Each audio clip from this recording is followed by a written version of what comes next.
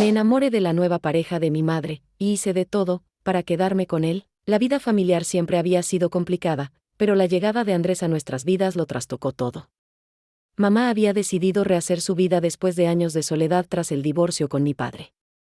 Cuando me contó que había conocido a alguien especial, no pude evitar sentir curiosidad. Su tono emocionado era extraño, hacía mucho que no la veía así. Pero jamás imaginé lo que estaba por venir. El día que Andrés entró por primera vez en nuestra casa fue como un terremoto emocional. Era un hombre joven, atractivo, con una seguridad en sí mismo que irradiaba desde su sonrisa hasta su postura relajada. Parecía más de mi mundo que del de mi madre. Su ropa, su forma de hablar, incluso su forma de mirarme de reojo mientras me presentaba como la hija mayor de la casa, me dejó en un estado de confusión que nunca había experimentado. Intenté apartar esos pensamientos, diciéndome que eran ridículos. Después de todo, era la pareja de mi madre, pero a medida que los días pasaban, esa atracción se volvió imposible de ignorar. Andrés no solo era encantador con mamá, sino que tenía una manera de incluirme en sus conversaciones, de interesarse en mis gustos y opiniones, que me hacía sentir especial de una forma que no podía explicar. Me decía a mí misma que solo era amable, que estaba intentando agradarme porque formaba parte del paquete que venía con mi madre. Pero su atención se sintió diferente, más intensa. Las cosas comenzaron a cambiar durante las cenas familiares. Mamá solía insistir en que todos comiéramos juntos, y esos momentos se volvieron un campo de batalla silencioso dentro de mí. Mientras Andrés hablaba, me encontraba observando cada movimiento suyo, analizando cada palabra, buscando señales de que tal vez él también sentía algo. Al mismo tiempo, mi madre no podía dejar de mirarlo con adoración, lo que solo alimentaba mi conflicto interno. Una noche, después de una cena particularmente larga, Andrés y yo coincidimos en la cocina mientras reconocíamos los platos. Fue un momento insignificante para cualquiera, pero para mí fue eléctrico.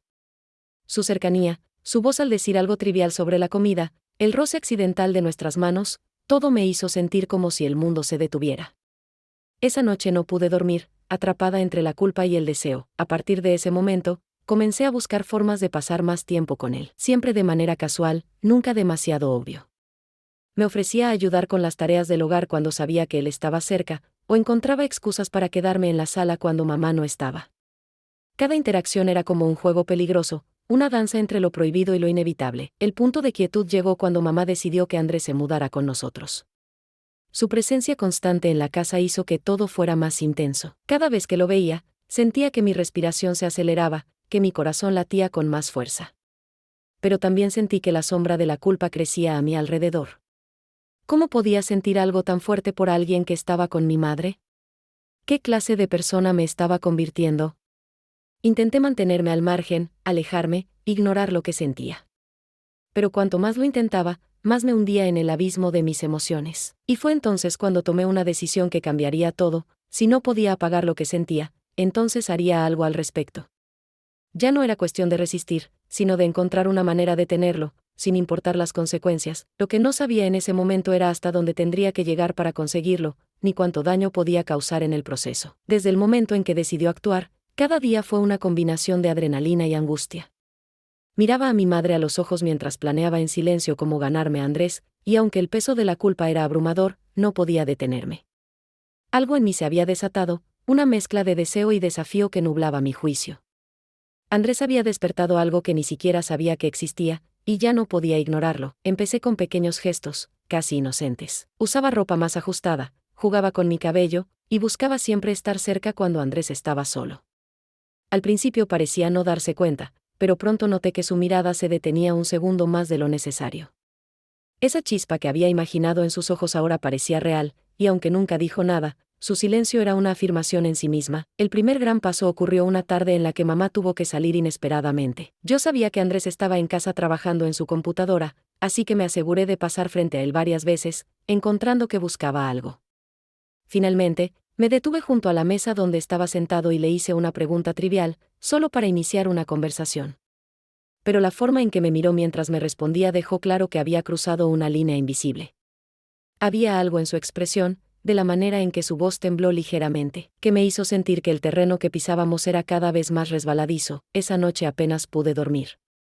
Mi mente estaba llena de imágenes de ese momento, de lo cerca que habíamos estado, de lo que podría haber pasado si me hubiera atrevido a dar un paso más.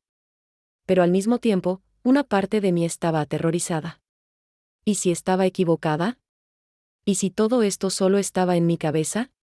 La idea de ser rechazada, de humillarme, era insoportable. Con el tiempo, los momentos a solas se volvieron más frecuentes. Andrés parecía mi compañía tanto como yo la suya, aunque nunca lo admitiríamos abiertamente. Había algo entre nosotros, algo tangible, como una cuerda que tiraba de ambos, acercándonos cada vez más. Pero cada vez que nos acercábamos demasiado, algo nos detenía, una llamada de mi madre, un ruido inesperado, o simplemente el peso de lo que estábamos haciendo. El conflicto llegó a su punto máximo cuando mamá organizó una cena con algunos amigos. Durante toda la noche, Andrés y yo intercambiamos miradas que decían más de lo que las palabras podían expresar.